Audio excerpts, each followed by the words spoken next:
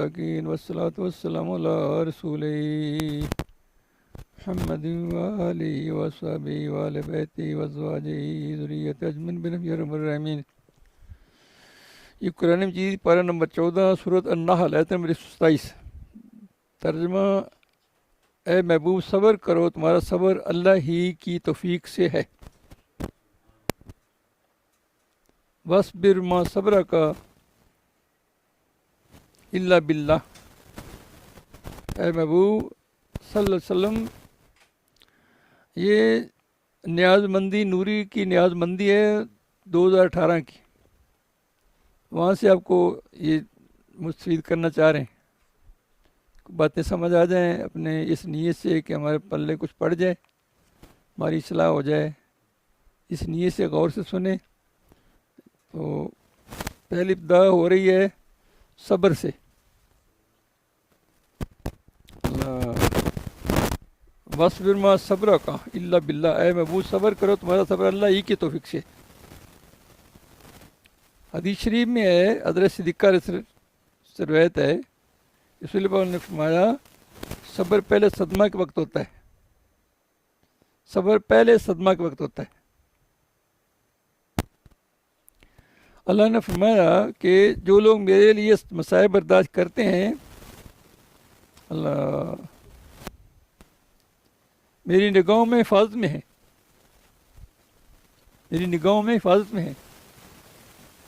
اللہ حضرت جنید بغدادی نے فرماتے ہیں کہ مومن کے دنیا سے آخر کی طرف جانا بہت آسان ہے۔ بڑی قیمتی باتیں یہ، مومن کے لیے دنیا سے آخر کی طرف جانا بہت آسان ہے، مگر اللہ کی خاطر مخلوق سے جدائی بہت مشکل ہے۔ سمجھ آئی کہ میں نے کیا کہا؟ یہ کیا حضرت بغدادی رحمۃ کیا فرما رہے ہیں کہ مومن کے لیے دنیا سے آخر کی طرف جانا بہت آسان ہے، مگر اللہ کی خاطر مخلوق سے جدائی بہت مشکل ہے، اور نفس سے اللہ کی طرف جانا بہت مشکل ہے۔ نفس سے اللہ تک جانا بہت مشکل، لیکن اللہ کے ساتھ رہنا یہ اور بھی بہت مشکل ہے۔ اللہ کے ساتھ رہنا یہ ان لوگوں نے چوڑ نکالے جو ہم تک پہنچے۔ نفس سے اللہ کی طرف جانا بہت مشکل ہے، لیکن اللہ کے ساتھ رہنا یہ اور بھی مشکل ہے۔ نبی صلی اللہ علیہ وسلم نے بارگاہ خداوندی میں عرض کیا،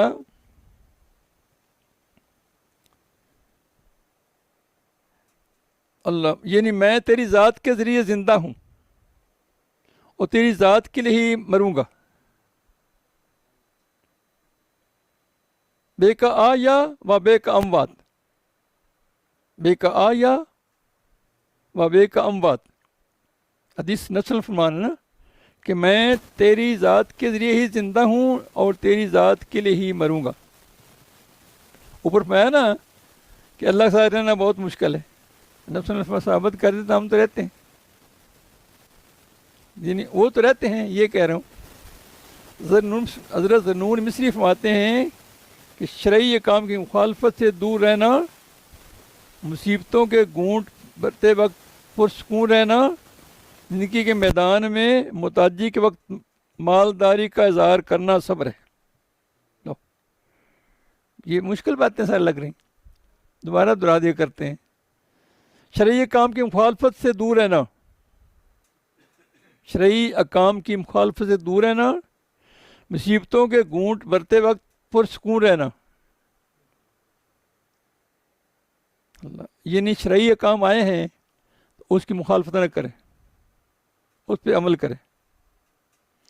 کوئی مصیبت آ جائے، وہ مصیبت گھونٹ پی جائے اور پرسکون رہے، یعنی مصیبت میں بھی پرسکون رہے۔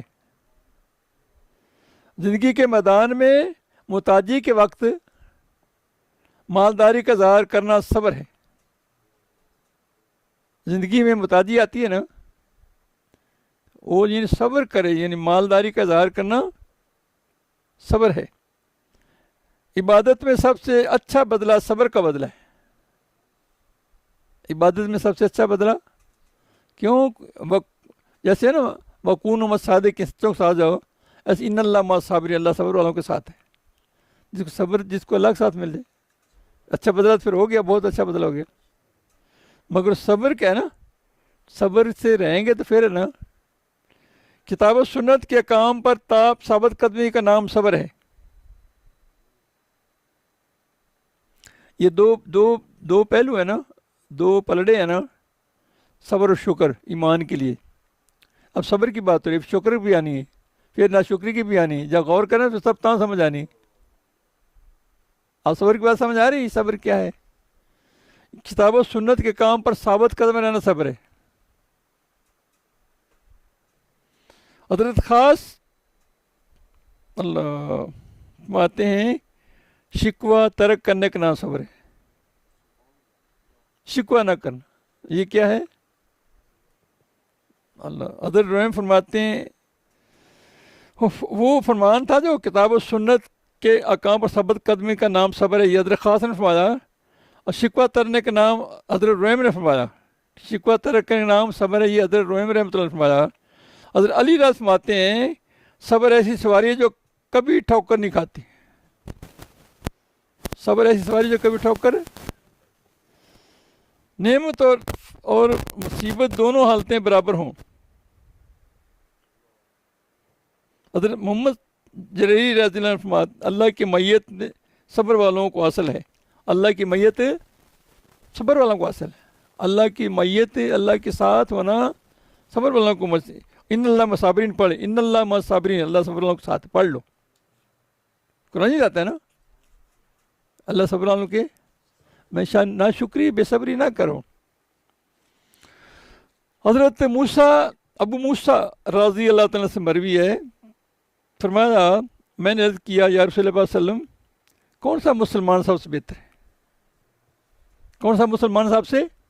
اب تو سمجھ آ رہی ہے نا، مشکل نہیں نا. اب فارسی تو نہیں بول رہے نا، نہ کوئی روحانیت کی بڑی چیزوں ڈال رہے ہیں. اب عام سی بات کریں نا، کون سا مسلمان صاحب سے؟ فرمایا وہ مسلمان جس کی زبان اور ہاتھوں سے دوسرے مسلمان محفوظ رہے. اب ہم ساتھ ساتھ غور بھی کرتے جائیں نا کہ یہ کہہ رہے ہیں مسلمان کون سا بہتر ہے، اور جواب نصر فرما رہے ہیں کہ جس کی زبان اور ہاتھوں سے دوسرے مسلمان محفوظ رہے ہیں. پھر اپنے پہ غور کرے کہ میرا کیا حال ہے، یعنی میرا کیا حال ہے، کیا میرے ہاتھ اور زبان سے دوسرے محفوظ ہیں؟ حضرت سہیل بن سعد رضی اللہ عنہ سے مروی ہے، مانتے ہیں کہ حضور پاک فرمایا جو شخص مجھے اپنی زبان اور اپنی شرمگاہ کی ضمانت دے دے میں اس کو جنت کی ضمانت دیتا ہوں. حضور پاک صلی اللہ علیہ وسلم فرمایا جو شخص اپنی زبان اور اپنی شرمگاہ کی ضمانت دے دے میں اس کو جنت کی ضمانت دیتا ہوں. بخاری شریف مسلم. اب سازائن پہ غور بھی کریں نا ہم لوگ، ہماری زبان بے لگام جو منہ میں آئے بولتے جاتے، گالیاں تک دے لیتے، جھوٹ تک بولتے ہیں. مومن جھوٹا نہیں ہو سکتا، جو جھوٹ بولے کہ مومن نہیں رہتا. جیسے منافق کی علامت ہے نا، بات پر جھوٹ بولے، وعدہ خلافی کرے، امانت خیانت کرے، یہ منافق کی علامت ہے نا. ایسے مومن جھوٹا نہیں ہو سکتا. مومن چوری کر سکتا ہے، مومن جھوٹا. اللہ حضرت ابن عمر رضی سے مروی ہے، جو فرمایا اللہ تعالیٰ کے ذکر کے سوا زیادہ باتیں نہ کیا کرو کیونکہ ذکر کے بغیر زیادہ باتیں دل کو سخت کر دیتی. اللہ تعالیٰ سے زیادہ دور وہی لوگ آئے ہوں گے جن کے دل سخت. ترمذی شریف کے حدیث مبارک. اب میں نے کیا کہا؟ اللہ تعالیٰ کے ذکر کے سوا حضور پر فرمایا اللہ تعالیٰ کے ذکر کے سوا زیادہ باتیں نہ کیا کرو کیونکہ ذکر کے بغیر زیادہ باتیں کرنا دل کو سخت کر دیتا ہے. اور اللہ تعالیٰ سے زیادہ ضرور وہی لوگ ہیں جن کی دل سخت ہیں. حضرت ابو سعید الخدری رضی اللہ عنہ حضور پاک صلی اللہ علیہ وسلم سے روایت کرتے ہیں کہ آپ نے فرمایا، آپ صلی اللہ علیہ وسلم نے فرمایا آدمی جب صبح کرتا ہے تو اس کے تمام اعضاء زبان کے سامنے عاجزی کرتے ہیں، ہاتھ جوڑتے ہیں عاجزی، اور زاری کرتے ہیں اور کہتے ہیں تو خدا کا خوف کر کیونکہ ہم بھی تیرے ساتھ ہیں. اگر تو راہ راست پر رہی تو ہم بھی سیدھی راہ پر رہیں گے، اگر تیرے اندر کجی آئی گئی تو ہمارے اندر بھی کجی آ جائے گی۔ ترمذی شریف حدیث بار۔ اب کتنا زبان پہ کنٹرول کرنا لازم ہو گیا۔